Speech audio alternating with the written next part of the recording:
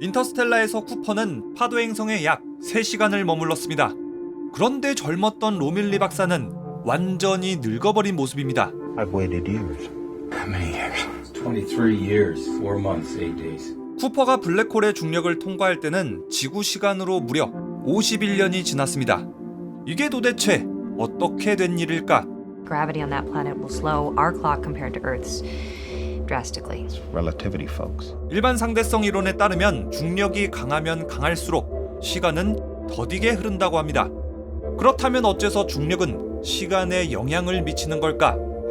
특수 상대성 이론은 물체가 한 방향으로 그리고 같은 속력으로 움직이는 등속 운동의 세계를 가정한 이론입니다. 하지만 현실은 등속 운동의 세계가 아닌 가속 운동의 세계. 그래서 아인슈타인은 일반 상대성 이론을 통해서 현실 세계를 설명했습니다. 아인슈타인의 첫 번째 사고 실험. 제가 한 1년 전쯤인가? 집에 두부가 떨어져가지고 두부 좀 사러 나가려고 제 개인 로켓에 탔어요. 근데 이 로켓이 고장이 난 건지 출발을 안 하는 거예요. 그래가지고 출발도 못하고 무중력의 로켓에 그냥 둥실둥실 돌아다니고 있었죠. 근데 이 로켓이 갑자기 지 혼자 풀악셀로 가속해가지고 저는 완전히 로켓의 바닥으로 확 쏠려 있었어요. 근데 이게 상황이 로켓이 가속을 멈출 때까지 계속 바닥에 붙어 있어야 되잖아요. 근데 머릿속에 갑자기 이런 생각이 들더라고요. 내가 한번 가속도를 이겨내고 일어나 보면 어떨까? 그래가지고 한번 일어나 봤는데 꼭 체감상 그거 같더라고요. 그냥 지구에서 누워있다가 일어나는 거랑 똑같은 느낌이더라고요. 아인슈타인의 두 번째 사고 실험. 이것도 한 1년 전쯤인데 콩나물 좀 사러 나가려고 로켓을 탔는데 이게 또 출발도 못하고 그냥 멈춰 있는 거예요. 그래서 그냥 하염없이 무중력 상태에서 기다렸죠.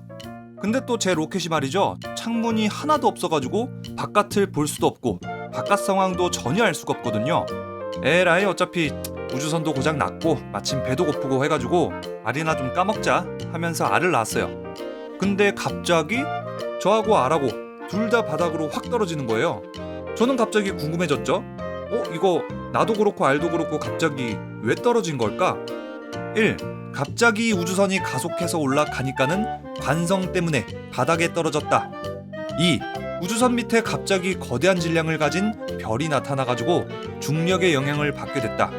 정답은 과연 뭐였을까요? 정답은 둘 다 맞다. 이 뭔 개소리야? 우주선 안에서 바깥 상황을 전혀 알 수 없는 저는 우주선이 가속을 한 건지 우주선 아래쪽에 중력이 강한 별이 나타난 건지 구분할 수가 없어요. 그래가지고 제가 아인슈타인이 형한테 한번 전화해가지고 물어봤어요. 그랬더니 타인이 형이 하시는 말씀이 허허, 리병이 이런 애송이 녀석. 내 상대성 이론을 이해하기 시작했구나. 중력과 가속도가 원래 그런 거란다. 원래 이 두 개의 힘은 너무 밀접하게 연결되어 있기 때문에 구별할 수가 없어요. 그래요?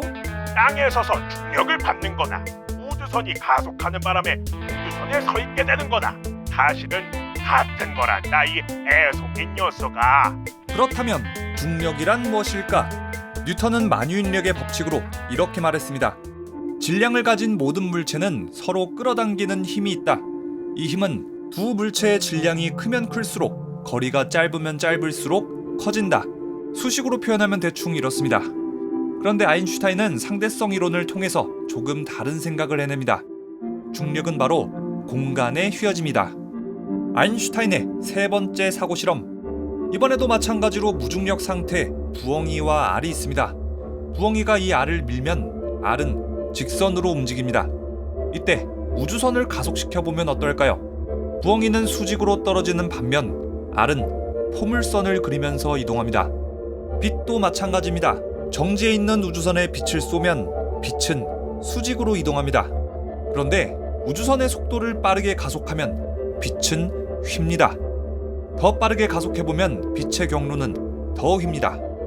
이처럼 가속도가 크면 클수록 빛의 휘어짐도 커집니다. 아인슈타인의 일반 상대성 이론에 따르면 우주선의 가속도는 별의 중력과 같은 힘이다. 우주선이 더 빠르게 가속할수록, 즉 중력이 강할수록 빛은 더 휘어진다. 그런데 빛은 직선 운동만 하기 때문에 빛은 휠 수 없다. 빛이 휠 수 없다면 무엇이 휘었을까? 휜 것은 바로 공간이다. 아인슈타인은 이렇게 결론 짓습니다. 중력이 우리를 끌어당기는 것이 아니라 질량이 만든 공간의 휘어짐이 우리를 잡아당기는 것이다. 아인슈타인의 상대성 이론에 따르면 질량이 큰 태양 주변의 공간은 더 휘어지겠죠. 1919년 영국의 천문학자 에딩턴은 아인슈타인의 일반 상대성 이론을 증명하기 위해 일식을 기다렸습니다. 일식이 시작되고 킹론상 태양 뒤로 가려져야 되는 별을 촬영했는데 에딩턴은 놀라운 것을 발견합니다. 원래는 태양 뒤에 있어서 관측이 불가능한 별이 태양의 강한 중력 때문에 공간이 휘어지고 빛이 그 공간을 따라 휘어지면서 태양 뒤에 있는 별을 관측할 수 있었던 겁니다. 영화 인터스텔라에서 막대한 중력을 가진 가르강티아 주변으로 빛이 휘어져 보이는 것도 바로 이 때문이죠. 시간과 공간은 상대적이다. 물체의 중력이 클수록 공간의 휘어짐도 커진다. 공간의 수축은 시간이 느려지는 것과 같다. 중력이 강할수록 시간도 그에 따라 더 느려진다. 자, 이렇게 상대성 이론에 따라서 중력이 정말 강한 블랙홀 옆에 밀러 행성에 잠깐 들렀다가 23년이 흐르고 블랙홀 바로 옆을 지날 때는 51년이 지나버린 겁니다. 이제 모든 상황이 이해가 가시죠? 그런데 인공중력은 도대체 어떻게 만드는 걸까? 쿠퍼 스테이션 건설이 정말로 가능한 걸까? 다음 영상은 인터스텔라의 중력 방정식입니다. 영상 안 올라오면 그냥 부엉이 내 터졌다고 생각하세요. 그리고 인터스텔라를 다 봤는데 아직도 이해가 안 가는 게 있다. 그런 거 있으면 댓글로 얼마든지 남겨주시기 바랍니다. 그러면 제가 그 댓글을 보고 또 다음 컨텐츠로 제작해 보도록 하겠습니다. 그럼 지금까지 리뷰형이었습니다.